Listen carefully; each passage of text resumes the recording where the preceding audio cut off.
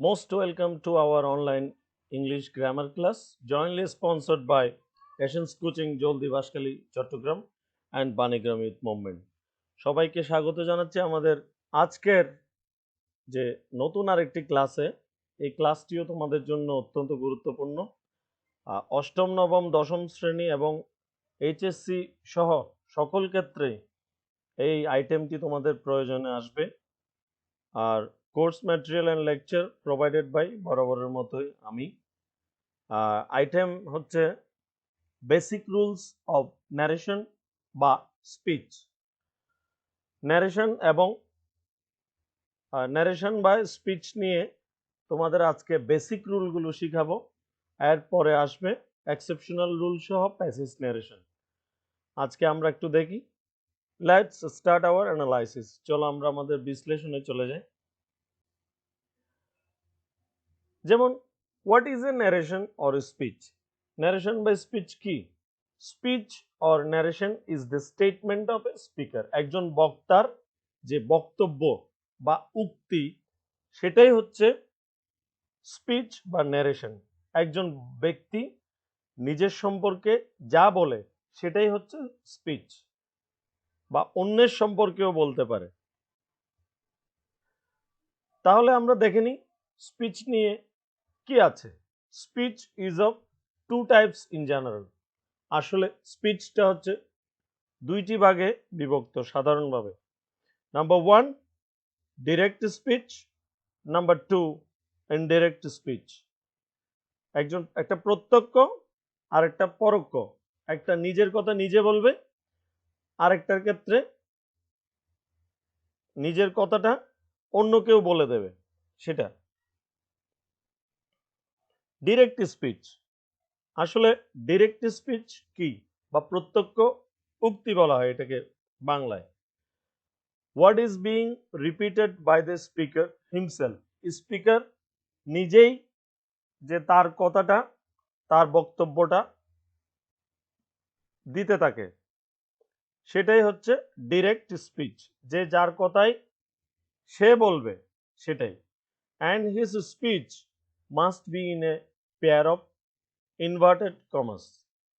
তার বক্তব্যটা অবশ্যই ইনভার্টেড কমার ভেতরে থাকবে। প্রথম অংশ সে বলে এবং পরবর্তী অংশ তার বক্তব্যটা। আমরা ইনডিরেক্ট স্পিচে দেখিনি ইনডিরেক্ট স্পিচ সম্পর্কে কি বলা আছে। যেমন speech of the speaker is expressed or said by other written without inverted comma. অর্থাৎ যে বক্তব্যটা, বক্তার যে বক্তব্যটা সেটা অন্য কারো দ্বারা বলা হবে এবং এটা ইনভার্টেড কমা ছাড়াই লেখা থাকবে সরাসরি। যেমন আমরা বলে দিতে পারি হি সেড দ্যাট হি ওয়াজ ইল। তাহলে প্রথম ডিরেক্ট স্পিচে আমরা দেখলাম he said I am ill, সে বলল আমি অসুস্থ। আর এখানে আমরা ইনডিরেক্টে বলবো সে বলল যে সে অসুস্থ ছিল। আমরা নেক্সট পোর্শনে যাই। Speech is divided into two parts. আসলে স্পিচটা কয় ভাগে বিভক্ত? দুইটা ভাগে বিভক্ত। যেমন number one, reporting verb. Number two, reported speech. প্রথম অংশটাকে রিপোর্টিং ভার্ব বলা হয়, আর যেটা ইনভার্টেড কমার মধ্যে বন্দি থাকবে সেটাকে রিপোর্টেড স্পিচ বলা হয়। যেমন দেখে নি, here is an example for you. তোমার জন্য কি উদাহরণ দেওয়া আছে? We said to him you are excellent. We said to him, এটা হচ্ছে reporting verb. You are excellent, এটা ইনভার্টেড কমার মধ্যে আছে, আর এখানে একটা ফুল স্টপ পড়েনি এক্সেলেন্টের পরে। এটা হচ্ছে রিপোর্টেড স্পিচ। এখন রিপোর্টিং ভার্ব কি? আসলে রিপোর্টিং ভার্ব সম্পর্কে আমরা আগেই বলেছি। Actually who says, tells or expresses, যে কোনো কিছু বলবে বা ব্যক্ত করবে সেটাই হচ্ছে রিপোর্টিং ভার্ব। এখন অ্যানালাইসিসটা একটু দেখি। In the above sentence first part, বিশেষ করে উই সেড টু হিম, আমি বলে দিয়েছি তোমাদেরকে, ইজ রিপোর্টিং ভার্ব। আর রিপোর্টেড স্পিচ কি? রিপোর্টেড স্পিচটা হচ্ছে what is said by the speaker. What is said by the speaker? বিশেষ করে স্পিকার দ্বারা যা বলা হয়েছে সেটা সেই অংশটা স্পিকার কি বলেছে, যেমন স্পিকার বলেছে ইউ আর এক্সেলেন্ট, এটাই হচ্ছে রিপোর্টেড স্পিচ। হ্যাঁ, in the above sentence second part বিশেষ করে you are excellent is reported speech. এবার আমরা দেখিনি ন্যারেশন বা স্পিচ শিখতে গেলে প্রত্যেকটা স্টুডেন্টকে এটা মাথায় রাখতে হবে, তিনটা বেসিক জিনিসের উপরে গুরুত্ব দিতে হবে। যেমন number 1 sentence, number 2 tense, number 3 ওয়ার্ডস। ওয়ার্ডসটা কি?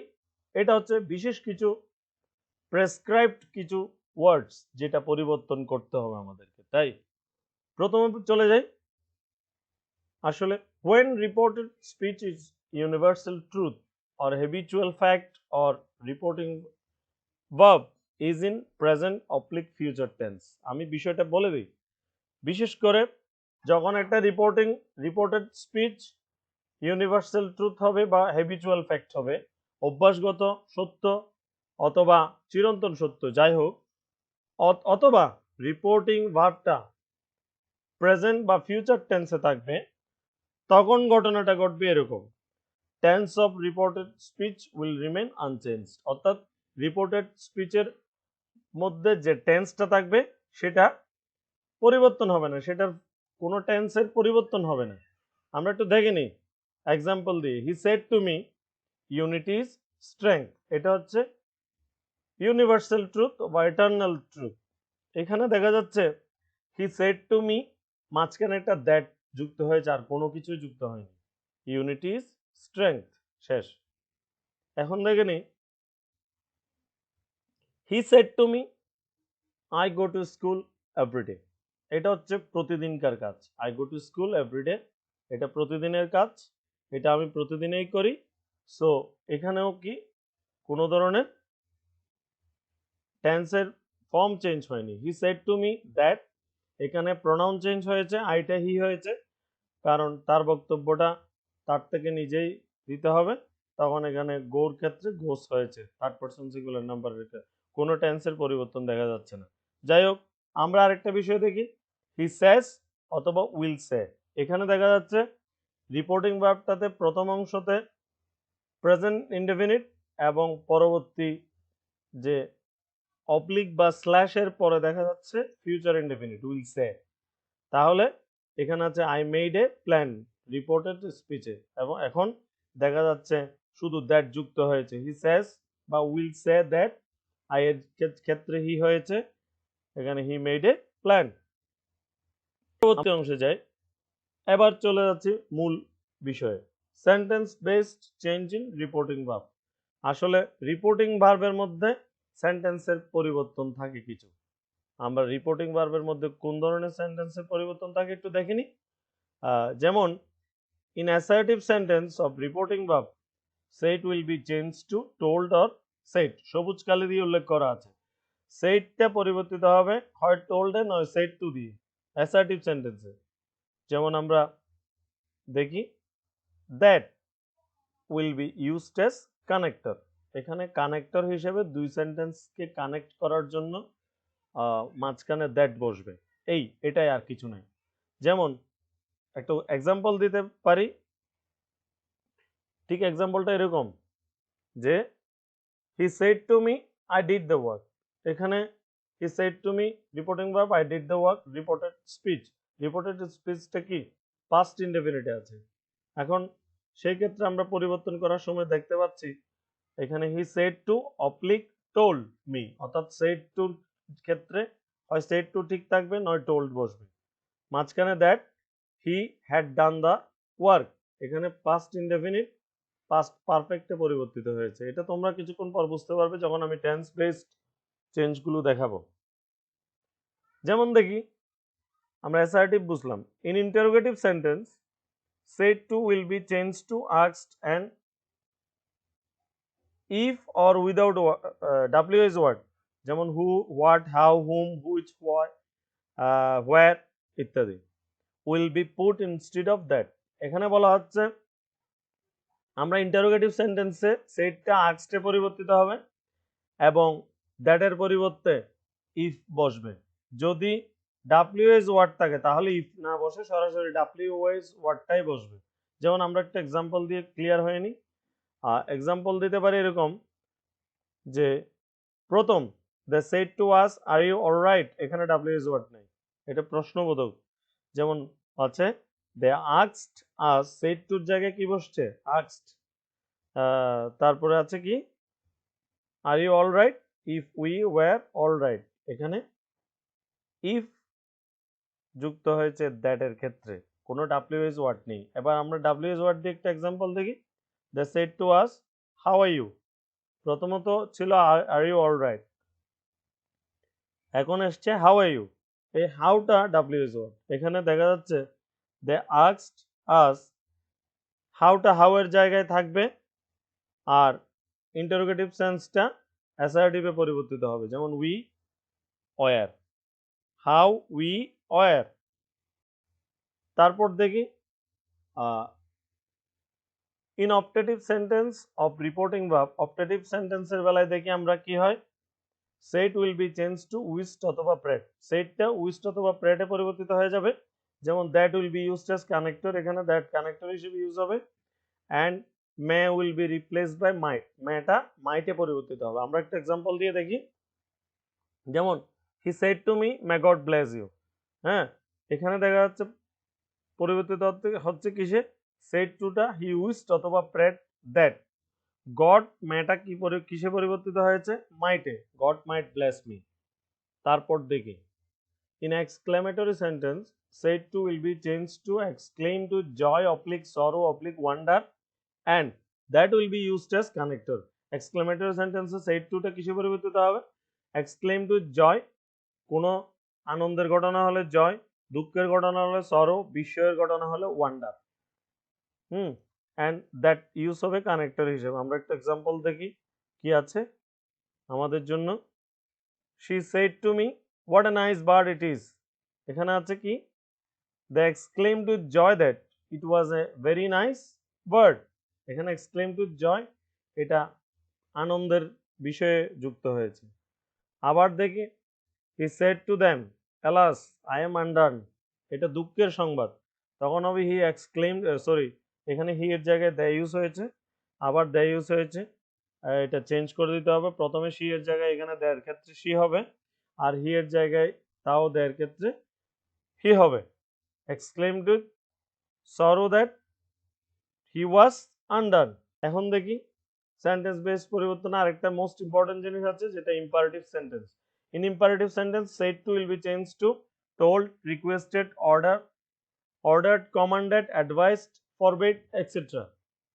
যেমন আমরা দেখি এক্সাম্পল দিয়ে, তোমাদের জন্য এক্সাম্পলগুলো সেভাবে সাজানো হয়েছে। She said to me do something for me, এখন আছে কি she told me that I should do something for her, শেষ, আর কিছু নেই। এখন প্রোনাউনের পরিবর্তনটা তোমাদেরকে নিয়ে আলাপ করব, সেটা পরবর্তী ক্লাসে। যেমন আছে হি said to them please help me, এটা আসলে অনুরোধ করেছে, এই জন্য সেড টুর জায়গায় রিকোয়েস্টেড হয়েছে।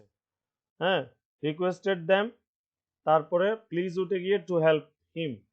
তারপর আছে কি mother said to me finish your study, আসলে মা আদেশ দিয়েছে, ordered me to finish my study. তারপর দেখি doctor said to me take exercise regularly, ডাক্তার কি দিয়েছে, অ্যাডভাইস দিয়েছে, doctor advised me to take exercise regularly. তারপর দেখি captain said to the soldier attack the enemy, এখানে ক্যাপ্টেন কি দিয়েছে, কমান্ড করেছে, captain commanded the soldier to attack the enemy. তারপর আছে father shed to me don't ply in the rain, এখানে নিষেধ করা হয়েছে বা মানা করা হয়েছে, সেই ক্ষেত্রে ফরবিড আর নট ইউজ হবে না, ফরবিড নেগেটিভ ওয়ার্ড, মানা করা। যেমন father forbid me to play in the rain. আমরা টেন্স বেসড চেঞ্জটি চলে যাই। টেন্স বেসড চেঞ্জটা কি, when reporting verb is in past tense, যখন রিপোর্টিং ভার্বটা পাস্ট টেন্সে থাকবে তখন রিপোর্টেড স্পিচের টেন্সটা ঠিক এভাবে পরিবর্তিত হবে। আমরা একটু দেখি কিভাবে। Tense of reported speech will be change to the following tense form আমরা নিচে রেখেছি তোমাদের জন্য টেন্স ফর্মটা কিভাবে। প্রথম, present indefinite changes to past ইনডেফিনিটে চলে যাবে, প্রেজেন্ট কন্টিনিউয়াস পাস্ট কন্টিনিউয়াসে চলে যাবে, প্রেজেন্ট পারফেক্ট পাস্ট পারফেক্টে চলে যাবে, present perfect continuous past perfect কন্টিনিউয়াসে চলে যাবে। তারপর কি, পাস্ট ইনডেফিনিট পাস্ট পারফেক্টে যাবে, অর্থাৎ আমরা সকল প্রেজেন্ট ফর্ম সকল পাস্ট ফর্মে যাবে। পাস্ট ইনডেফিনিট কোথায় যাচ্ছে, পাস্ট পারফেক্টে, আবার পাস্ট পারফেক্ট অপরিবর্তিত থাকবে, অর্থাৎ পাস্ট পারফেক্টেই থেকে যাবে।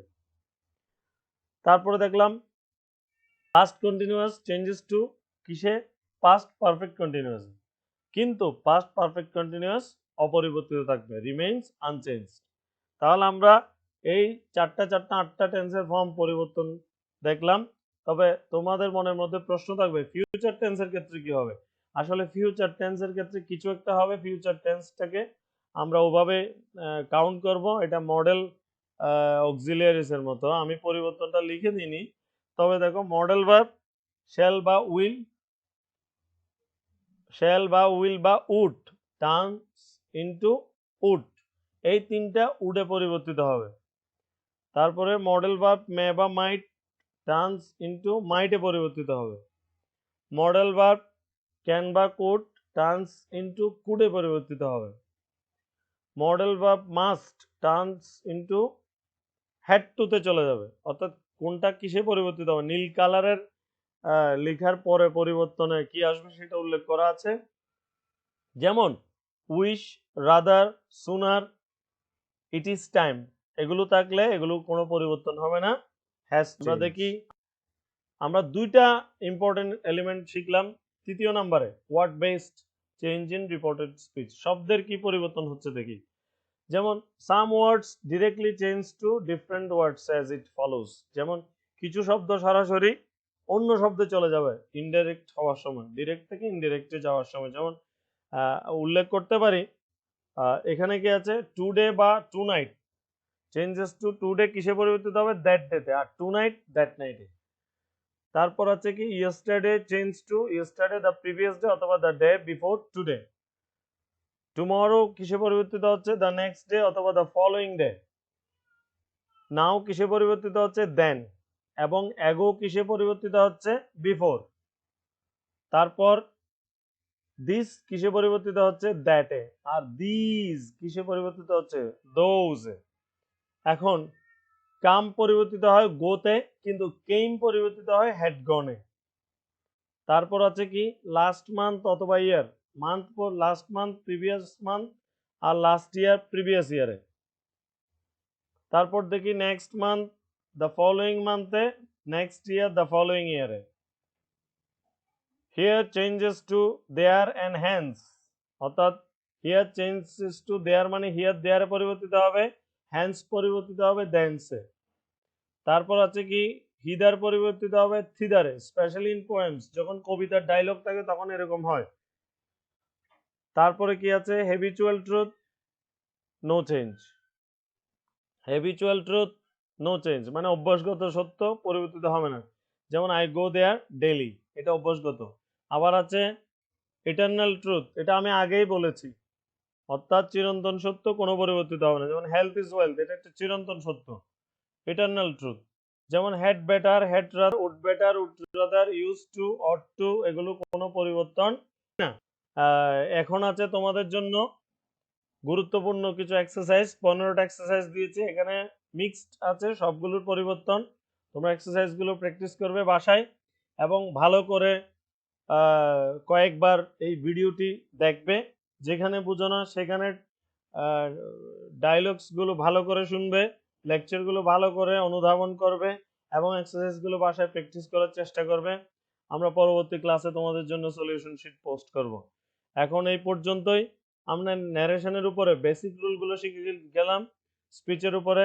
নেক্সট ক্লাসে আমাদের থাকছে কিছু এক্সেপশনাল রুলস অফ স্পিচ বা ন্যারেশন, এবং সেই সাথে প্যাসেজ ন্যারেশনের উপরে তোমাদেরকে কিছু আইডিয়া দেব।